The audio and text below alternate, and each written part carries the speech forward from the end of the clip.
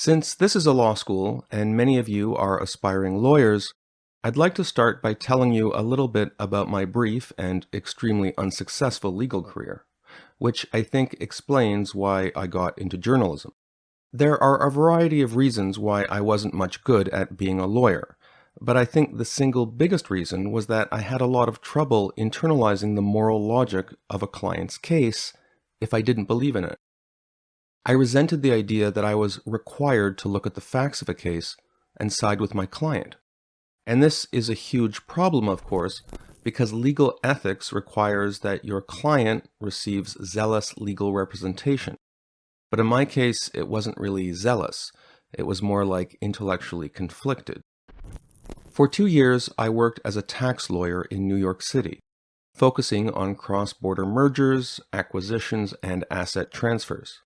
Clients would come to us with some complicated transaction, and it was our job to craft arguments as to why these deals shouldn't be taxed.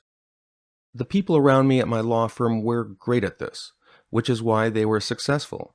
But in my case, I'd often look at the details and say to the client something like, "Oh, come on, who are we fooling here? Why don't you just pay your taxes? I mean, how do you think public roads get built?" It turns out that most clients don't like getting that kind of response. But it also turned out that the same intellectual qualities that made me wholly unsuited to law firm work were useful when it came to investigative journalism, which is what I spend a lot of my time doing at Quillette. One of the great things about my job is that the stories I work on often surprise me as I learn new facts. I've done numerous investigative stories about universities in particular.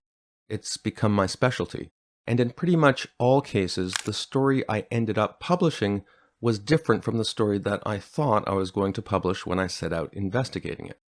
And that was the case with my November 2024 article about the University of Western Ontario, or UWO, Teachers College, entitled Lessons from a Teachers College Battle Over Free Speech and Decolonisation. As with a lot of the investigative stories I work on, the source who brought me the story seemed to have a clear idea of who the victim in the story was and who the villain was. And this, of course, is completely normal. The reason people bring these kinds of stories to investigative journalists in the first place is almost invariably that they think some wrong was committed to someone and they want the world to know about it.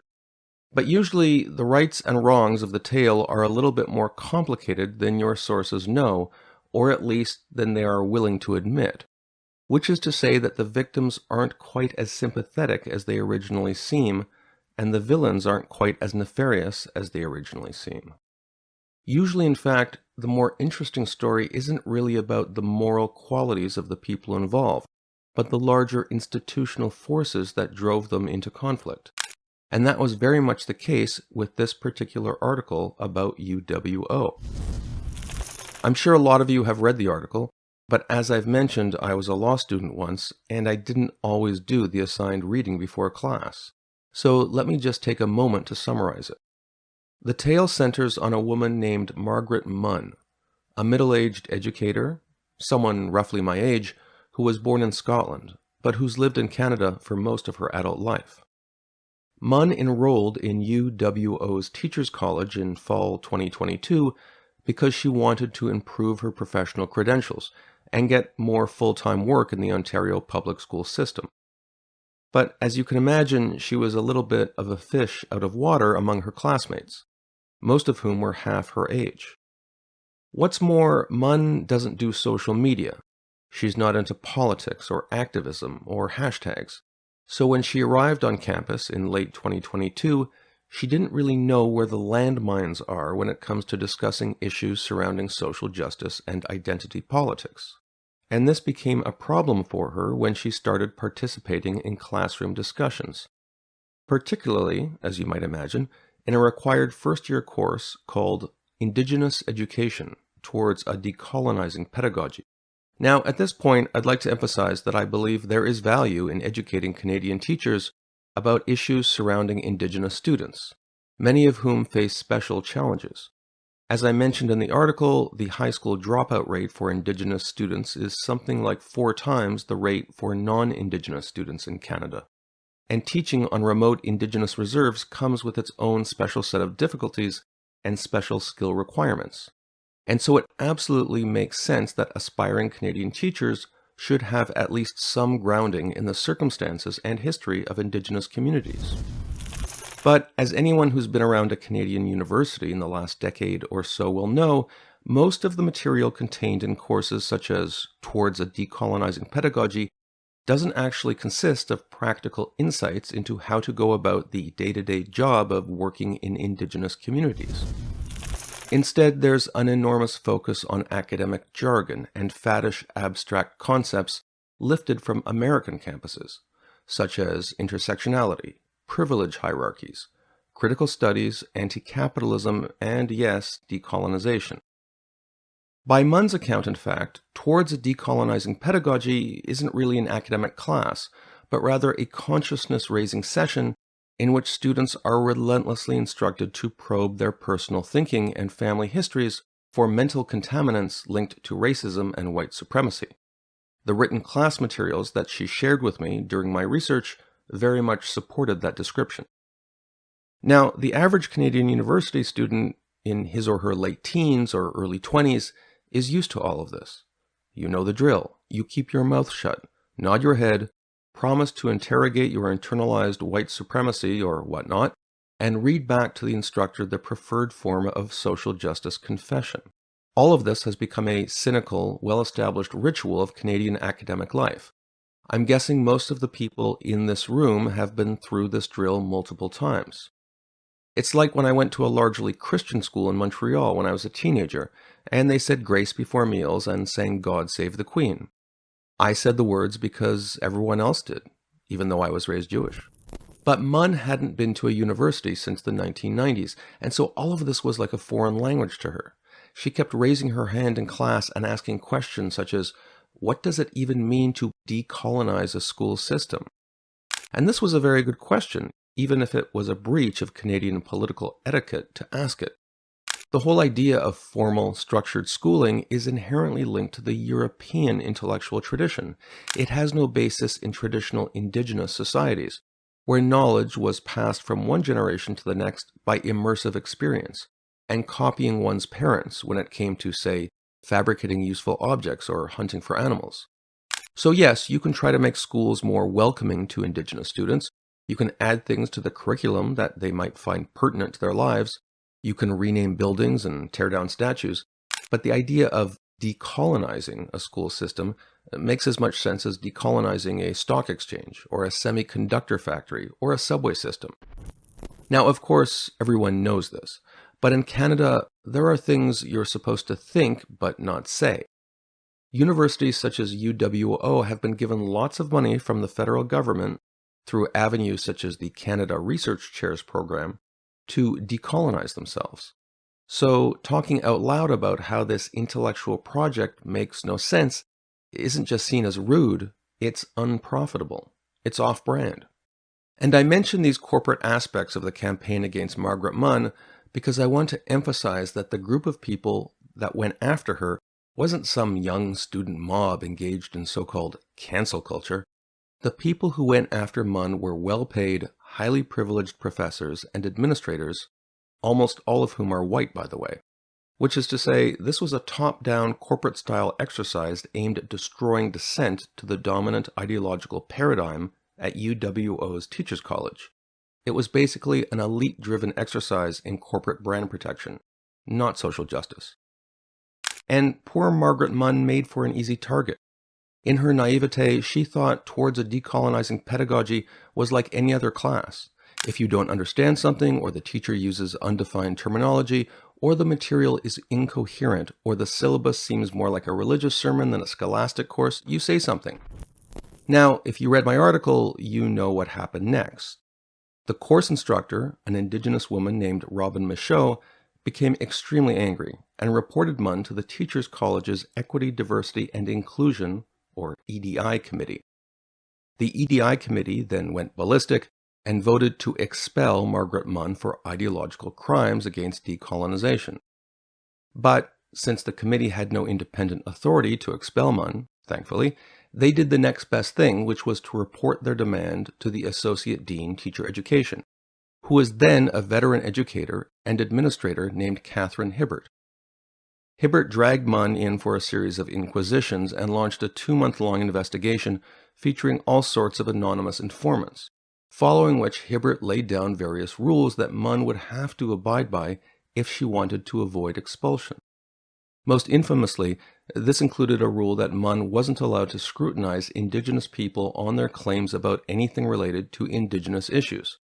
Then, in a major plot twist, Hibbert's attempt to censor Munn was struck down as a violation of the university's procedural rules and free speech standards by the UWO Senate Review Board Academic, or SRBA, your university's highest tribunal for matters relating to academic discipline. The result was that Hibbert was rebuked while Munn was free to continue her studies, which she did, graduating in 2024 with the rest of her classmates. Now, from the shotgun summary I just gave you, it's easy to conclude that this is a simple narrative of a victim, Munn, and a villain, Hibbert, both in her own capacity and as a stand-in for the rest of her colleagues. And there are certainly readers who read my story that way. But personally, I don't think it's that simple. In general, in fact, I don't think it's journalistically useful to focus on the personal morality of the characters involved in this sort of story, as noted above. Both in my professional and personal lives, I've rarely met inherently bad people. Rather, what's more interesting are the institutional pressures acting on these people, which push them to act the way they did. Once you focus on institutional pressures, you can start thinking about what kind of changes we can make to university culture to prevent things like this from happening again. In analyzing those institutional pressures, one thing I did in the article was take the time and space to educate readers about the political context at play, which is critical to the motivations of the actors involved. This was 2022. Canadians had just been told by the media that all sorts of unmarked graves had been discovered in Kamloops, British Columbia, and Canadians, at least at the time, believed these reports. In academia especially, the call went out to decolonize campuses. Affirmative action programs were initiated to recruit Indigenous students and faculty. Sweat lodges were built. Land acknowledgements became part of committee meetings, university web pages, and course syllabi. And courses such as Towards a Decolonizing Pedagogy were rushed onto the curriculum, often taught by hastily recruited instructors without much experience teaching at the university level. And that was the case with Robin Michaud, the rookie instructor of Towards a Decolonizing Pedagogy, who reportedly became angry and flustered when Munn asked her to define decolonization. Again, it's tempting to turn Michaud into a villain figure, but as I try to emphasize in my article, it's also possible to see Michaud as a victim of sorts as well. When Michaud was recruited by the UWO Teachers College to teach Towards a Decolonizing Pedagogy, Canada was still in the midst of that unmarked grave social panic I described above. Indigenous academics, such as Michaud, were being treated not as normal scholars, but as priestly luminaries who were delivering unfalsifiable moral lessons that would help heal Canada and end its legacy of racism. Back in 2022, this was the message she was getting from all of her white colleagues, including Hibbert, who happened to be her old master's degree supervisor. In that atmosphere, Michaud had every reason to expect that her lessons would be received uncritically by students. So it's possible to understand why Michaud was surprised and upset when Munn started asking questions. It was the equivalent of someone getting up in church and asking the priest how transubstantiation works. It just isn't done.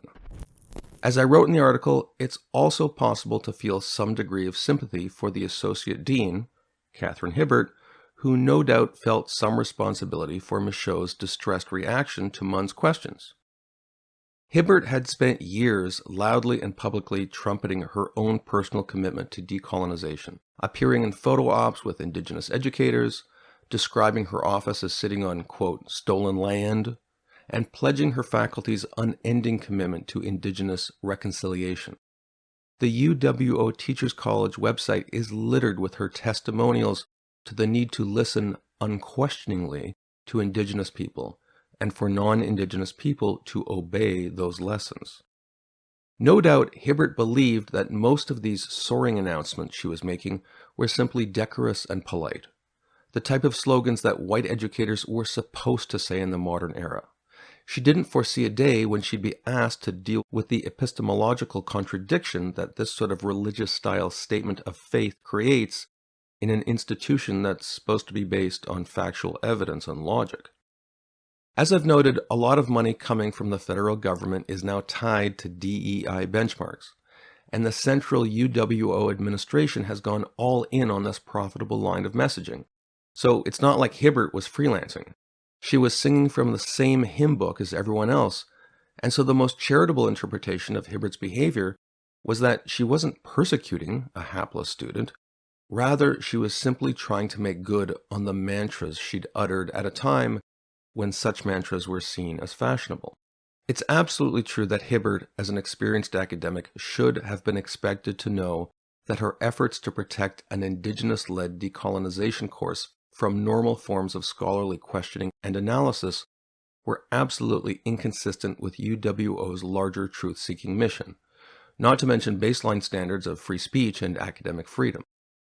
On the other hand, it's not like any of her administrative superiors at UWO had given her any indication that they were troubled by this fundamental conflict embedded in the university's institutional values. Just the opposite. All over Canada, academics were winning awards and fawning media profiles by loudly and publicly putting down stakes with the decolonization movement. Now, I realize that none of this shines a particularly flattering light on Hibbert, but it does offer an alternative explanation to the idea that she was on any sort of gratuitous power trip, much less that she enjoyed putting the screws to Munn. As I took pains to note in my article, Hibbert and her deputy, a woman named Claire Tattersall, reacted humanely when Munn displayed signs of psychic distress due to the ongoing investigation. As I also noted, I'm not convinced that Hibbert was altogether serious about her threats to expel Munn. Rather, she likely just wanted Munn to shut up and stop calling attention to the intellectually incoherent message the university was promoting in regard to decolonization. I'm projecting here because Hibbert didn't speak to me for the article, but it seems that she was betting that Munn would be quickly intimidated by the initial Inquisition sessions, and so would start playing ball. The reason the story ended up on my desk is that Hibbert misjudged her target. Munn is a tough nut. She never gave up. One thing that really stuck with me from the sources I spoke to is that they generally described Hibbert as a nice person who wanted to make everyone happy. And here again we get to the institutional forces at play. You can see how someone who has that nice collegial disposition can get seduced by some of the language around decolonization, which is worded in the mother's milk of inclusion, social justice, reconciliation, healing, anti-racism, and so forth. It's all about listening and decentering yourself, the kind of thing they tell you when you go on one of those consciousness-raising weekend retreats or therapy sessions. Academics aren't just thinking machines. They're human beings, which means they are social creatures who crave the acceptance and admiration of their peers. Women in particular are stereotypically conditioned to seek out this kind of affirmation more than men, which is, I think, why, and this is admittedly speculation on my part, guilty white women so often end up being the ideological enforcers of the decolonization movement. And let's face it, there's careerism at play. Your actual academic research might not get much notice, but as soon as you start marketing yourself as your department's loudest Indigenous ally, then suddenly you can become a star. There are other players in this drama too, of course. The members of the Teachers College EDI committee who agitated for Munn's expulsion. Now, on the surface, their actions do seem quite unpardonable.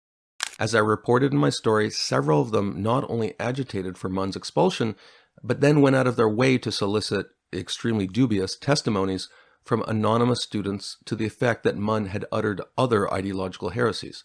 The whole thing was very creepy. But again, this behavior becomes easier to explain when you look at how these women built their academic careers. 3 of the anti-Munn ringleaders on the DEI committee are affiliated with a subunit within the Teachers College known as Critical Policy, Equity, and Leadership Studies, which appears to operate in part as a kind of in-house commissariat that monitors the ideological purity of other faculty members. One of them is Jennifer Ingray, whose research interests center on transgender studies and, I'm quoting here, anti-homonormative, anti-racist, decolonizing, anti-classist, and disability studies. End quote.